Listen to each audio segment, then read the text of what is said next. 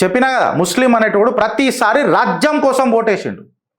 నువ్వు రాజీ పడనీకి ఓటేస్తూ అదే రాజ్యాధికారం కోసమే ఓటేసిండాడు. ఆనాటికేని सत्ता अगर हमारे पास है तो जिले इलाही हम बनेंगे, जब जिले इलाही हमारा बनेगा तो జిలేబీ నీళ్ళతో నేపిస్తాం బిడ్డ, మాకు కావాల్సిన టేస్ట్ జిలేబీ నీళ్ళతో నేపిస్తాం.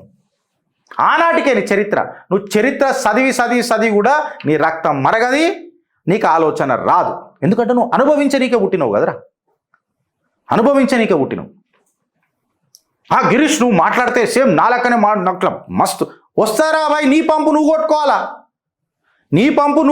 రోజు వచ్చి పంపు కొట్టాడరా బాయ్.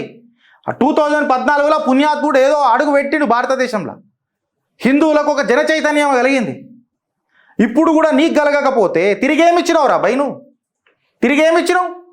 వక్ఫ్ ఆ రోజే తీసేసేది ఉండే. నీకు వక్ఫ్ తెలుసారా బాయ్? 2014 కంటే ముందు ఆర్టికల్ 370 తెలుసారా బాయ్ నీకు? అసలు తెలుసా? నీ సంఖ కిందికే ఇన్ని చట్టాలు వస్తుంటే నువ్వు నీ ఇంట్లో చెదలు దులుపుకున్నావు కానీ చట్టాలు తెలుసుకున్నావురా? వాడు తెలుసుకున్నాడు చట్టాలు, వాడు వక్ఫ్ కావాలని అన్నాడు.